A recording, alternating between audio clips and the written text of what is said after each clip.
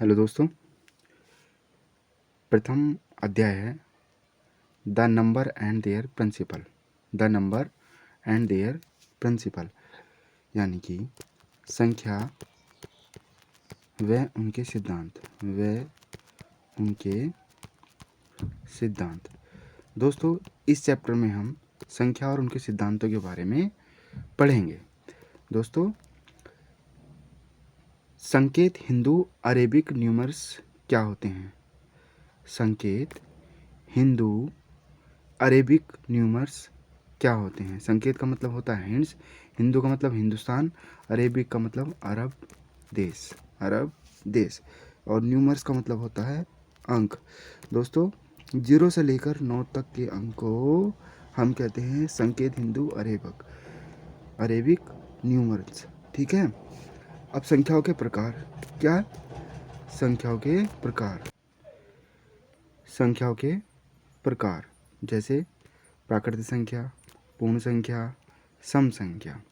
प्राकृतिक संख्या, पूर्ण संख्या, सम संख्या और विषम संख्या, अभाज्य संख्या और यौगिक संख्या और पूर्णांक संख्या और परिमेय संख्या। पूर्णांक संख्या और परिमेय संख्या व अपरिमेय संख्या और वास्तविक संख्या, ये होती हैं संख्याओं के प्रकार। दोस्तों, अब हम जानेंगे प्राकृत संख्याओं के बारे में। किसके बारे में? प्राकृत संख्याओं के बारे में। तो दोस्तों, प्राकृतिक संख्या जिन्हें हम गिनने में प्रयोग करते हैं, क्या में प्रयोग करते हैं? गिनने में, काउंटिंग करने में हम प्रयोग करते हैं, उन्हें हम कहते हैं प्राकृत संख्या। सामान्यतः ये 1, 2 से लेकर 9 तक होती हैं। दूसरा आता है पूर्ण संख्या, या इसे कहते हैं हम होल नंबर। होल नंबर का मतलब हो गया 0 से लेकर 9 तक, यानी कि इसमें हम पूर्ण संख्या में 0 और ऐड कर देते हैं। क्या ऐड कर देते हैं? 0। नेक्स्ट चलते हैं हम सम संख्या।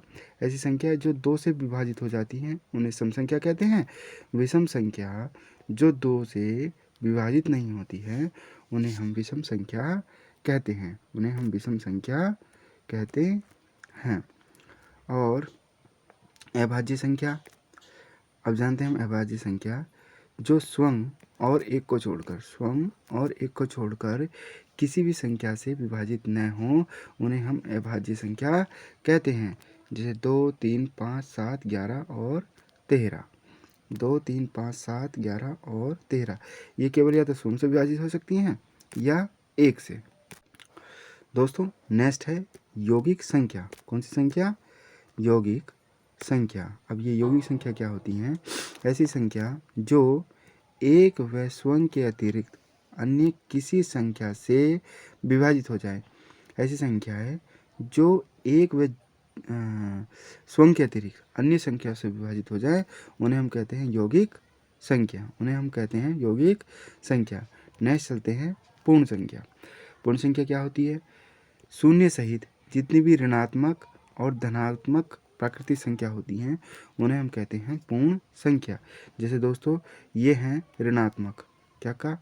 -1, -2, -3, -4, -5। तो ये क्या है? पूर्णांक संख्या है। अब यहाँ पे दोस्तों 0 भी है, ये 0, तो ये भी क्या है? एक पूर्णांक संख्या है। अब सकारात्मक संख्या या धनात्मक संख्या 1, 2, 3, 4, 5, ये भी क्या है? पूर्णांक संख्या है। दोस्तों, अब बात करते हैं परिमेय संख्या की। किसकी? परिमेय संख्या की।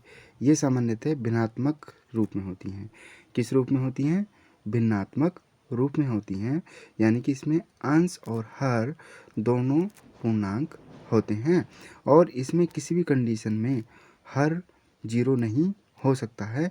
इन्हें हम परिमेय संख्या कहते हैं। जैसे 3/5 क्या है? एक परिमेय संख्या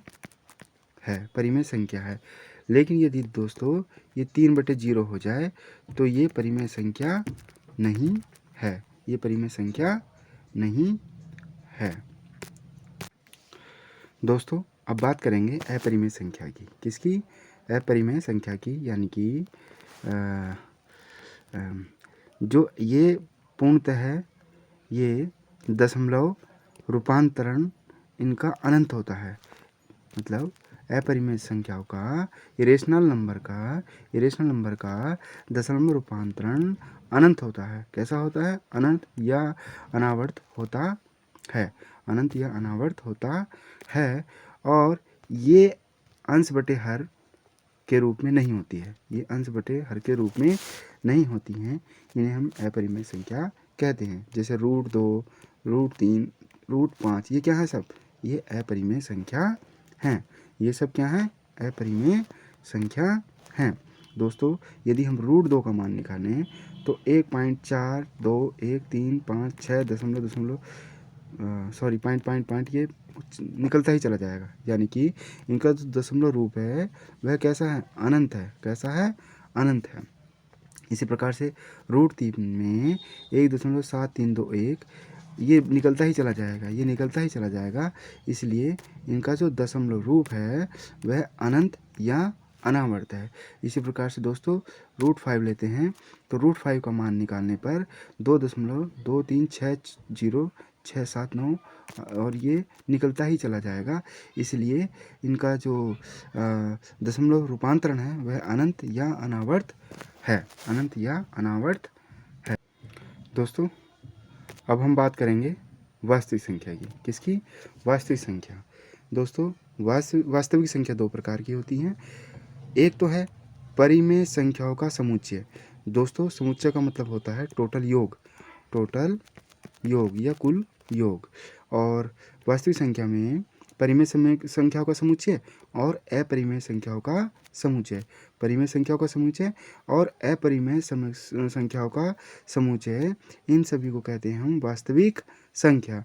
फिर से यदि हम देखें परिमेय संख्याओं का समुच्चय, यदि फिर से हम देखें परिमेय संख्याओं का समुच्चय तो एक वो जिनका पूर्णांकों का समुच्चय और भिन्नों का समुच्चय। पूर्णांकों का और भिन्न, फिर से देखते हैं पूर्णांकों का समुच्चय और भिन्नों का समुच्चय। पूर्णांकों का समुच्चय और भिन्नों का समुच्चय, इन्हें हम कहते हैं परिमेय संख्याओं का समुच्चय।